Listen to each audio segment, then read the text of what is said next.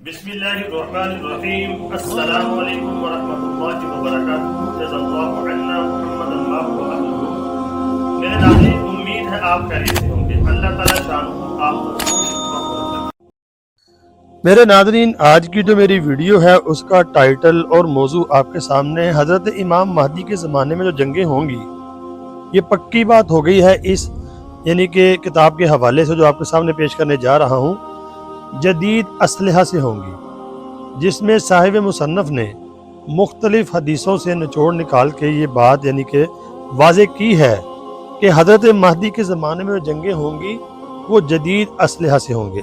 आइए मैं आपको उस किताब का हवाला पेश करता हूँ। क्या जंगें सिर्फ तलवारों से होंगी?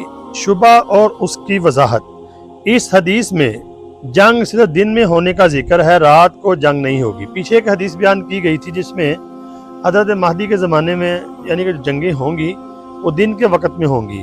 क्या इसका ये मतलब है कि जंग सिर्फ तीर और तलवारों के साथ पुराने अंदाज में होगी? क्योंकि रात को जंग का ना होना इसी सूरत में समझ में आता है कि जब रात को जंग नहीं होगी तो इसका मतलब यही है कि ये तीर तलवारों की होगी और दिन के वक़्त में होगी, लेकिन ऐसा नहीं है। आगे मैं आपको हवाला पेश करता हूँ जिससे आपको ये बात साबित हो जाएगी कि ये जदीद असलहा की जंग होगी। कई हदीसों में ये जिक्र है कि हज़रत इमाम महदी अलैहि रिज़वान के दौर में जंगों में मरने वालों की तादाद बहुत ज़्यादा होगी। अगर एक हदीस में ये बात आ गई है कि दिन के वक्त जंग होगी, लेकिन ज़्यादातर हदीसों में ये मिलता है कि हज़रत इमाम महदी अलैहि रिज़वान के ज़माने में जो जंगें होंगी उसमें मरने वालों की तादाद बहुत ज़्यादा होगी। दूसरा जिक्र इस बात का है कि जंग ऐसी होगी कि इससे पहले इस तरह की जंग नहीं लड़ी गई होगी। ये दो बातें जो अहादीस के अंदर आती हैं मुख्तलिफ हदीसों के अंदर, ये वाज़े यानी कि ये ज़ाहिर कर रही हैं कि ये जंग जो है जदीद असलहा की होगी।